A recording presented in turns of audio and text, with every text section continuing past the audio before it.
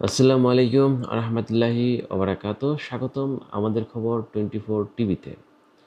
আমি মামুন আছি আপনাদের সঙ্গে। আজকের আলোচিত খবরে থাকছে স্বরাষ্ট্রমন্ত্রী সালাউদ্দিন আহমেদ গুরুত্বপূর্ণ বক্তব্য। তিনি বলেছেন, জুলাই গণ অভ্যুত্থানের কারো একার সম্পদ নয়, তাই জুলাই চেতনাকে কেউ রাজনৈতিক ব্যবসা বা হাতিয়ার হিসেবে ব্যবহার করা উচিত নয়।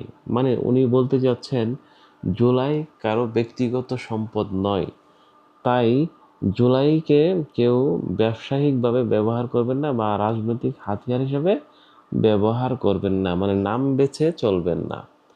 রোববার ঢাকার জাতীয় প্রেস ক্লাবে রক্ত স্নাত জুলাই প্রেক্ষাপটে রক্তের খনন এবং কোন পথে বাংলাদেশ শীর্ষক এক আলোচনা সভায় প্রধান অতিথির বক্তব্যে তিনি এসব কথা বলেন।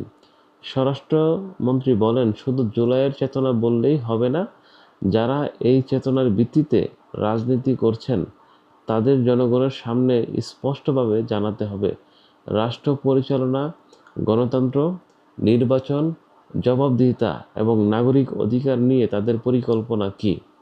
কারণ এখানে যে শব্দগুলো ব্যবহার করেছেন স্বরাষ্ট্রমন্ত্রী, মানে রাষ্ট্র পরিচালনা, গণতন্ত্র, নির্বাচন, জবাবদিহি এবং নাগরিক অধিকার নিয়ে তাদের পরিকল্পনা, খুব কঠিন কঠিন শব্দ তিনি বলেছেন, যার অর্থ অনেক বিশাল। কারণ এইসব শব্দের অর্থ তাদেরকে স্পষ্ট করতে হবে, তাদের এই বিষয়ে তাদের অবস্থান আসলে কি।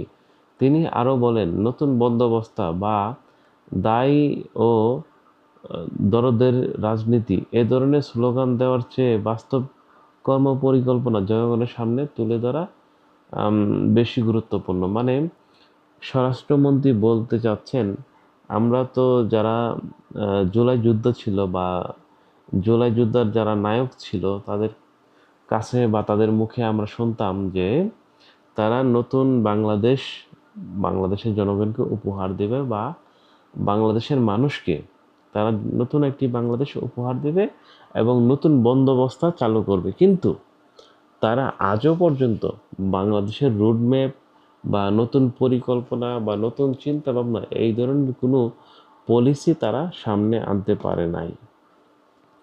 বক্তব্যে তিনি আরও বলেন, রাজনৈতিক দলগুলোর মধ্যে মতপার্থক্য থাকতেই পারে, তবে জাতীয় স্বার্থে এমন কোনো বক্তব্য বা কর্মকাণ্ড করা উচিত নয় যা ফ্যাসিবাদ বিরোধী জাতীয় ঐক্যকে দুর্বল করে। মানে যেহেতু শেখ হাসিনার পরাজয় হয়েছে তাই তাকে ফ্যাসিবাদ বা স্বৈরাচার বলা হয়, এবং যারা জুলাই ঘটিয়েছে, মানে জুলাই আন্দোলন সফল করেছে, তাদের মধ্যে যেন ঐক্যের ফাটল না ধরে সেই বিষয়ে খেয়াল রাখার জন্য আহ্বান জানিয়েছেন। স্বরাষ্ট্রমন্ত্রী আরও বলেন, জুলাই গণ অভ্যুত্থানের মূল লক্ষ্য ছিল একটি বৈষম্যহীন, গণতান্ত্রিক এবং আইনের শাসন ভিত্তিতে রাষ্ট্র প্রতিষ্ঠা করা। সেই লক্ষ্য অর্জনে রাজনৈতিক বিভাজন, পরিবর্তন ও জাতীয় ঐক্যমত্যের গুরুত্ব দেওয়ার আহ্বান জানিয়েছেন তিনি।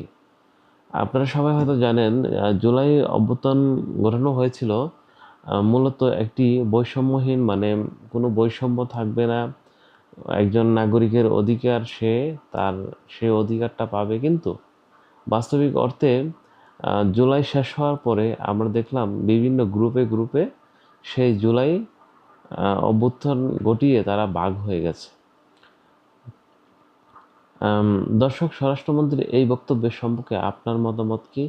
জুলাই চেতনা নিয়ে রাজনীতির পাশাপাশি বাস্তব কর্মপরিকল্পনা কি আরও বেশি গুরুত্বপূর্ণ?